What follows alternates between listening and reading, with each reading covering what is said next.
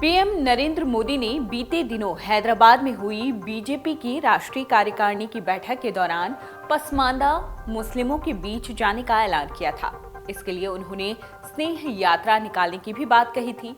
तब से ही पसमानदा मुसलमानों की चर्चा जोरों पर है और कहा जा रहा है कि क्या ये बीजेपी का मुस्लिमों के बीच 90 और 10 ये जो अनुपात है ये करवाने का प्लान है ताकि एक बड़े वर्ग की वोट उन्हें मिल सके। उनकी इस पहल का कई राजनीतिक विश्लेषकों ने खूब स्वागत किया है, तो वहीं कुछ लोग इसे संदेह की नजर से भी देख रहे हैं। यूपी विधानसभा चुनाव में 8% मुस्लिम वोट जो बीजेपी को मिला था, उसमें पार्टी मान रही है कि इस वर्ग का ही बड़ा मत था। ऐसे में उसकी ये पहल खास तौर पर यूपी में आने वाले दिनों में बड़ा असर दिखा सकती है। हम आपको बताते हैं कि क्या कहते हैं मोदी की पहल पर मुस्लिम मामलों के जानकार। मुस्लिम मामलों के जानकार और पसमानदा के मुद्दों पर काम करने वाले फैयाज अहमद फैजी कहते हैं कि बीजेपी की ये पहल निश्चित तौर पर असर दिखा सकती है। वो ये भी कहते हैं कि बीजेपी की अच्छी पहल है और वो वंचित तबके की बात कर रही है। आज तक इस पर किसी ने काम नहीं किया। भले ही बीजेपी इस मुद्दे से राजनीतिक लाभ भी हासिल करेगी, लेकिन ये पसमानदा वर्ग के लिए बेहद अहम होगा और यदि उसे इसके जरिए प्रतिनिधित्व मिलता है तो क्या गलत है। आगे वो कहते हैं कि नरेंद्र मोदी देश के निर्वाचित प्रधानमंत्री हैं और यदि उन्होंने ऐसी पहल की है तो इसे संदेह से नहीं देखा जाना चाहिए। उन्होंने ये भी कहा कि ऐसे वक्त में जब वैमनस्यता का माहौल है, पीएम नरेंद्र मोदी की ऐसी पहल को सकारात्मक रूप में लेना चाहिए। अब हम आपको बताते हैं कि वो कौन कौन से इलाके हैं जो पसमानदा मुस्लिमों की बड़ी तादाद वाले हैं। राजनीतिक समीकरणों के लिहाज से भी इसे बेहद अहम माना जा रहा है।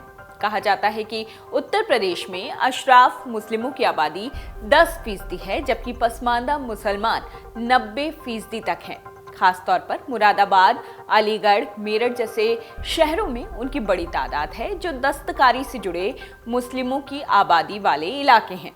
आपको बता दें कि रामपुर और आजमगढ़ जैसी लोकसभा सीटों पर हाल ही में जो उपचुनाव हुए हैं उसमें समाजवादी पार्टी को करारी शिकस्त झेलनी पड़ी, जबकि ये दोनों ही इलाके समाजवादी पार्टी के गढ़ के तौर पर देखे जाते हैं। भले ही बीजेपी को इस जीत में मुस्लिमों का बड़ा योगदान ना मिला हो, लेकिन ये साफ है कि सपा के पक्ष में भी वो उतनी मजबूती से नहीं खड़ा रहा। ऐसे में बीजेपी ये मानती है कि मुस्लिमों के बड़े वर्ग की सपा से दूरी उसके लिए अवसर की तरह हो सकती है। अब पसमानदा एक्टिविस्ट क्यों कर रहे हैं स्वदेशी और विदेशी का दावा, ये देखने और समझने वाली बात है। इन तमाम मामलों के जो एक्सपर्ट हैं, जानकार हैं, फैजी वो कहते हैं कि हमें पसमानदा मुस्लिम कहने की बजाय भारतीय मुस्लिम और विदेशी मूल के मुस्लिम का फर्क समझना बेहद जरूरी है। वो ये भी कहते हैं कि खुद को अशराफ कहने वाले मुस्लिम वर्ग के लोग विदेशी मूल के हैं और वो अपने को शासक वर्ग मानते हैं। वहीं पसमानदा मुस्लिम में वो लोग शामिल हैं जो किसी दौर में हिंदू ही थे, लेकिन वो मजहब बदलकर मुस्लिम बने और अपनी जाति और संस्कृति भी लेकर इस्लाम में आए हैं। उनमें से एक बड़ा वर्ग पिछड़े मुसलमानों का है, जिन्हें मुस्लिमों के बीच अज़लाफ कहा जाता है, जो हिंदू अनुसूचित वर्ग के समतुल्य है। उन्हें अर्जाल कहा जाता है, किंतु अशराफ वो हैं जो शेख सैयद हैं। इनकी आबादी 10% के करीब है।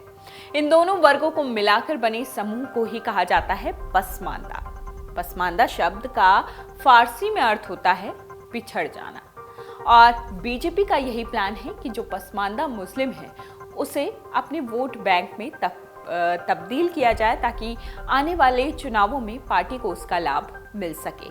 और तमाम राजनीतिक विश्लेषक इसमें कोई हर्ज या कोई बुराई नहीं मानते, क्योंकि ये वर्ग वैसे भी पिछड़ा हुआ है, इसी बहाने उनका थोड़ा विकास तो होगा ही। Video desk amarujala.com। डाउनलोड करें अमर उजाला ऐप और पाएं खबरें लगातार। अगर आप ये वीडियो YouTube पर देख रहे हैं तो हमारे चैनल को सब्सक्राइब करें और बेल आइकन को दबाना ना भूलें। अगर आप Facebook पर ये वीडियो देख रहे हैं तो हमारे पेज को लाइक करें।